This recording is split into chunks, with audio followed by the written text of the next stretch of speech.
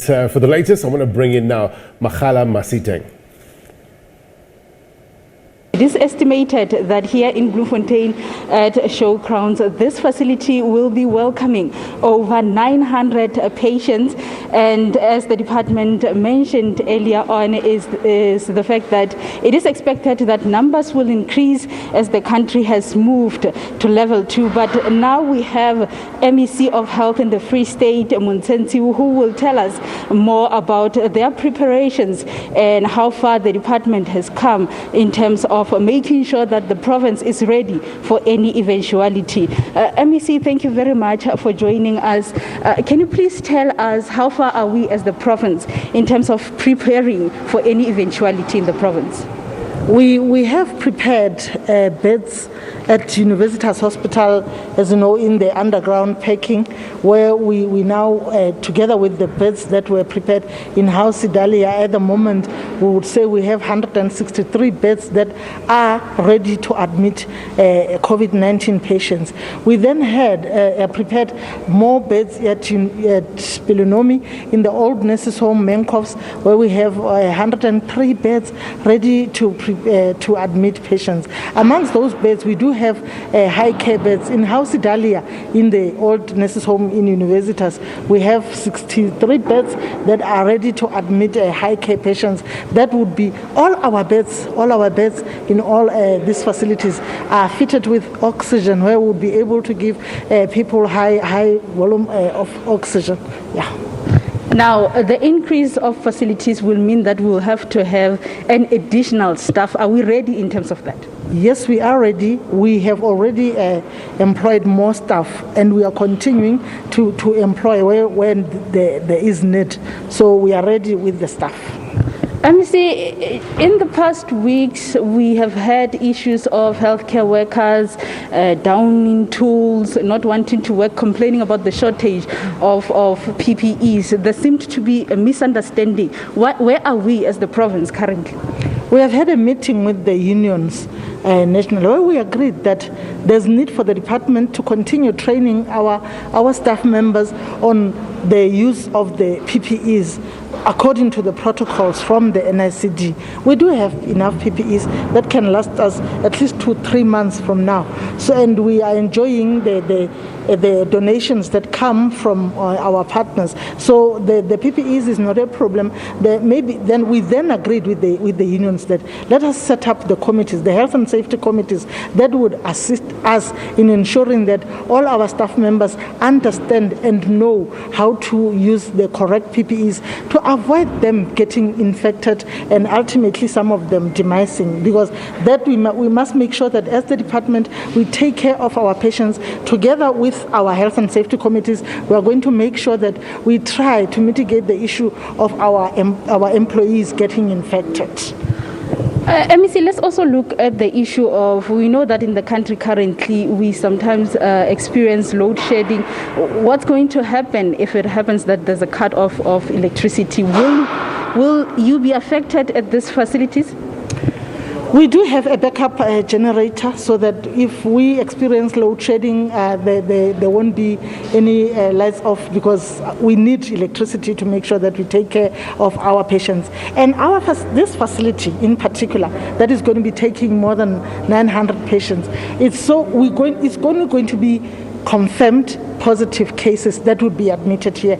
But it would be user-friendly in a manner that those patients that are still ambulant, that don't need to be on bed all the time, can go outside, sit and enjoy the sun while they are being taken care of.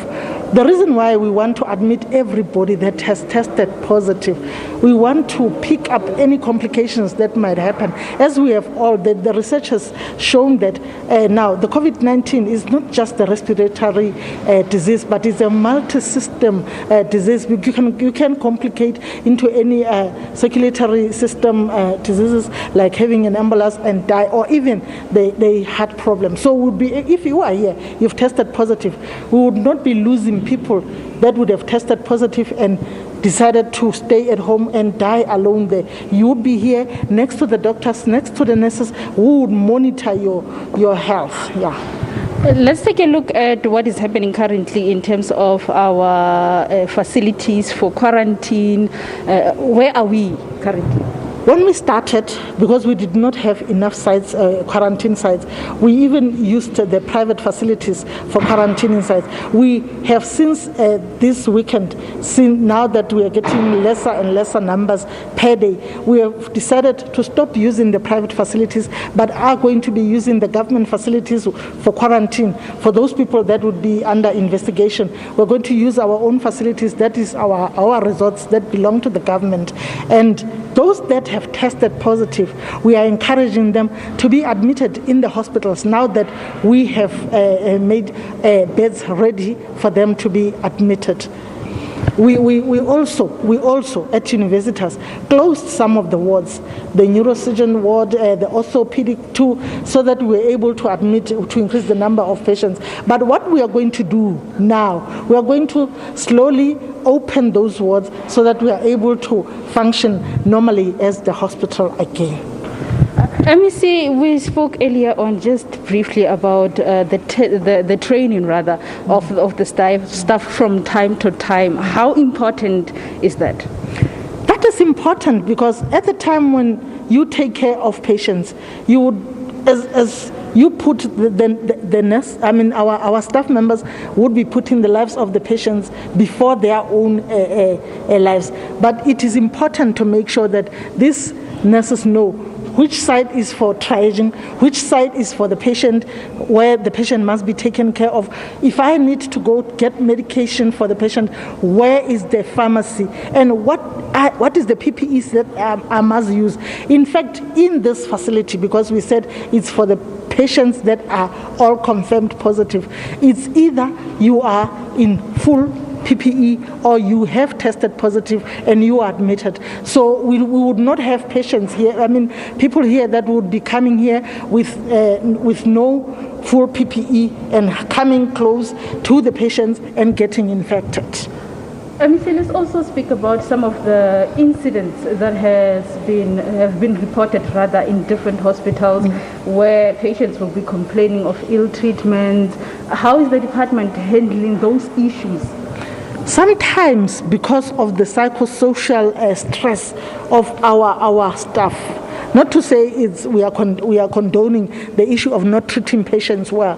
Sometimes if your mind is stressed, you end up lashing out on the person next to you, and that would be the patient. So we have also made sure that we do have the teams, our psychosocial support, that would take care of the staff so that we are able to give them counseling, because we know that COVID-19 is something that brings a lot of stress on our staff. That is why then we would have to train them how to treat patients well. That is customer care. And also we have to take care of them, because having to look after patients that, or even seeing your patient demise sometimes brings stress to you. So you also need to be taken care of, counseled, so that you are all the time will be treating your patients with humility, not ill-treating patients. And we do address incidences as we receive them. We investigate everything, and then we talk to the families. And we also going to be, our team that would be working, the psychosocial team that would be helping us, they will also help us to counsel the patients, I mean the families of the patients that would have demised, or even our own staff members that would have demised. On the issue of care workers, we have a total of 2,052 confirmed cases, and the active cases that we still have of the healthcare workers is 759. 21 of those are admitted in our facilities, and we have the recovered, it's 1,187, and we have 24 that demised, unfortunately, and may their souls rest in peace. Thank you very much. That is the MEC of Health in the Free State, taking us through to what the province, or rather where the province is standing in terms of preparations and active cases currently in the province. But as she has mentioned, the department is busy, or rather continuing with the preparations, opening different facilities to ensure that the department is ready for any eventuality. All right, a huge thank you to all our colleagues in the Free State for giving us that roundup, giving us a clear picture of the week that was, and also looking ahead to what we can expect this week.